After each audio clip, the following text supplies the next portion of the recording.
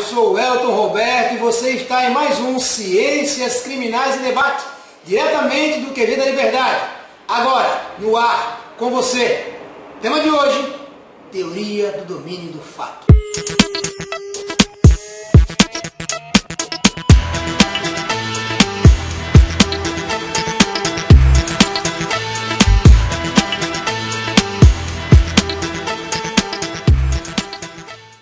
Olá, tudo bem?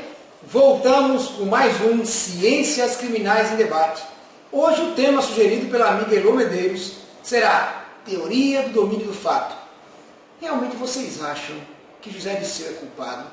Sim, calma, tenham calma, ele já está preso, tenham calma. Não precisam se aperrear no sofá. Mas a questão é, a ação penal 470, utilizando a teoria do domínio do fato, condenou José Dirceu partindo de um pressuposto lógico. E é isso que vamos abordar hoje em nosso tema Ciências Criminais em Debate, no comando técnico de nossa nave, Vilaça Neto, e nosso amigo Ricardo Monteiro, que nos acompanham em mais essa aventura sobre direito, justiça e liberdade. Gostaria de pedir um pouquinho de paciência aos nossos amigos que nos acompanham aqui, porque o tema hoje é um pouco complexo e vai precisar de um pouquinho mais de paciência e calma, para que todos possamos entender o que é essa teoria, criada em 1939, quando o Zico ainda jogava no Flamengo, quando a minha sogra ainda usava fraldas. Então, vamos continuar a tratar desse assunto, um assunto polêmico que foi utilizado na ação penal 470, aquela famosa, conhecida ação do mensalão, em que o nosso presidente do Supremo Tribunal Federal decretou a prisão de todos os envolvidos, de todos os condenados, de maneira até um quanto duvidosa. Mas vamos ao que nos interessa. O que seria a teoria do domínio do fato?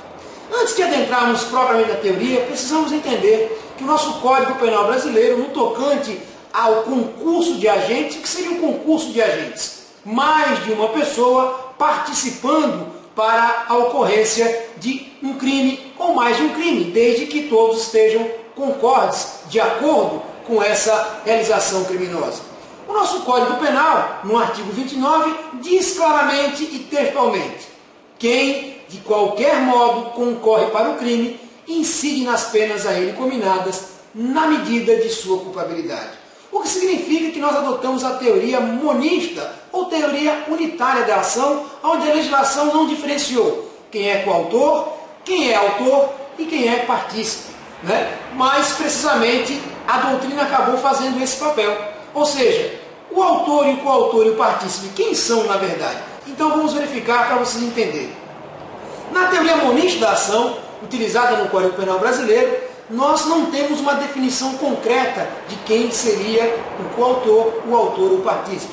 Mas a doutrina diferencia da seguinte maneira: o partícipe seria aquele que não realiza a conduta núcleo do crime. Então, por exemplo, na conduta do artigo 121, matar alguém, o partícipe não realizaria a conduta desse núcleo. Ele não participaria da maneira em ceifar a vida de ninguém, mas auxiliaria, ajudaria. Ele, como já diz o nome, participaria de alguma forma para que esse crime acontecesse. Por exemplo, emprestando a arma do crime, levando o pistoleiro para o local onde a vítima estivesse, facilitando a ação daqueles que vão participar dessa conduta criminosa. Então o partícipe seria este.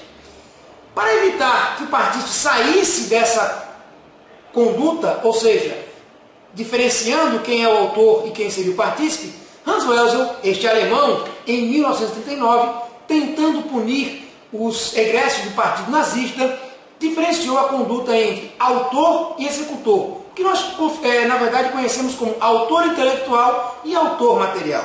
Até porque o autor intelectual, como já diz no popular, ele não mete a mão na massa, ele não realiza a ação núcleo dos tipos penais, mas ele determina, ele se posiciona, ele faz com que esta ação possa ser realizada.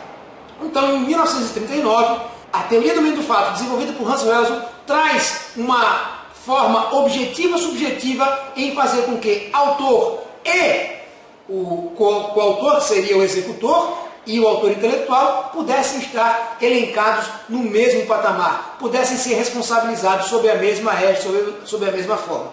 Daí porque vamos trazer para todos vocês uma ilustração muito animada, muito interessante do grande Ariano Suassuna. E vamos demonstrar de maneira ilustrada o que seria a teoria do domínio do fato. Com vocês agora, o nosso grande Ariano Suassuna em uma obra espetacular chamada Auto da Compadecida. É com você, meu amigo Vilaça, coloca no ar aí. Chicó, João Grilo, venham ajudar a gente aqui. Um abraço. Diz que matar padre dá um azar danado. Sobretudo para o padre. Eu queria que antes de atirar, o senhor me perdoasse dos meus pecados, viu sim?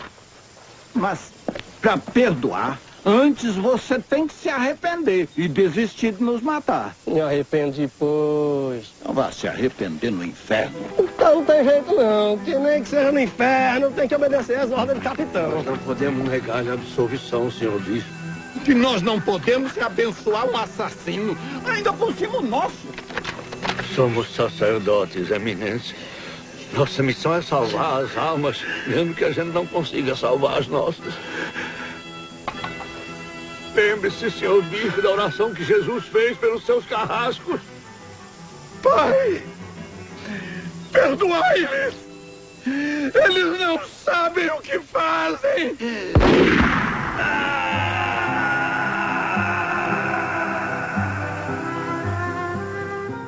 Fantástica cena, Ariano Suassuna é um dos melhores do Nordeste, um dos melhores do Brasil. Agora a pergunta aqui que não quer calar. Quem foi o responsável pela morte do padre e do bispo? O cangaceiro que atirou ou o capitão que ordenou? Ou você pode perguntar, os dois, porque um mandou e o outro executou. Mas a questão é, quem é o autor da conduta material do crime de homicídio? Segundo a norma esculpida no artigo 29, que já dissemos, quem de qualquer modo concorre para o crime incide nas penas a ele cominadas, na medida de sua culpabilidade. Mas aqui temos uma questão muito interessante. Aquele que determinou a conduta final não a executou, não realizou o núcleo do tipo, ou seja, ele não matou ninguém. E nós não temos um tipo penal de mandar matar alguém, e sim um tipo penal de matar alguém. Logo, o executor, aquele que vai responder como autor da conduta criminosa de homicídio, será exatamente o cangaceiro, e não o seu mandante. Não fosse a teoria do domínio do fato.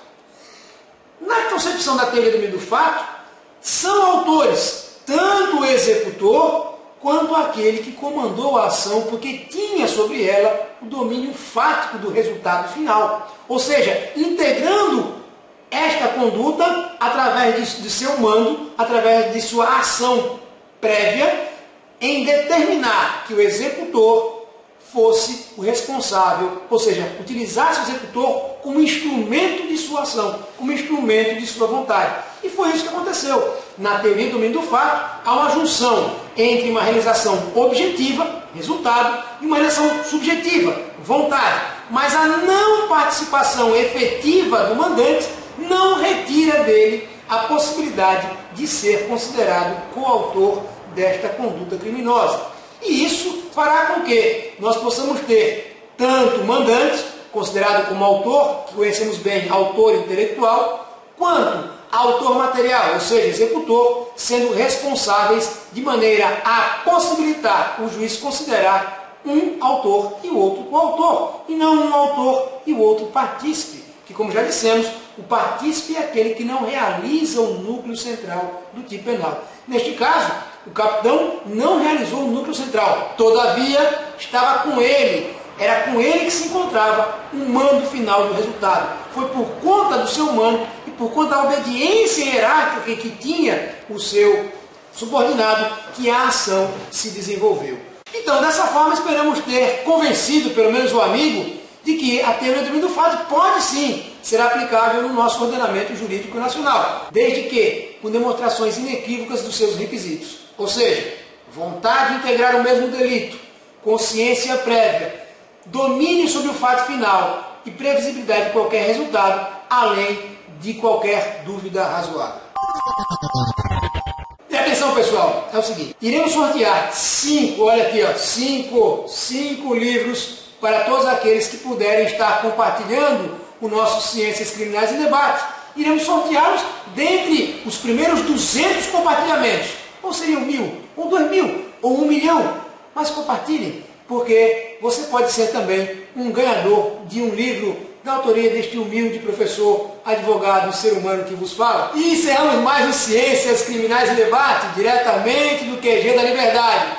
Um grande abraço da equipe WR Advogados Associados e que todos vocês tenham um final de semana de paz e harmonia.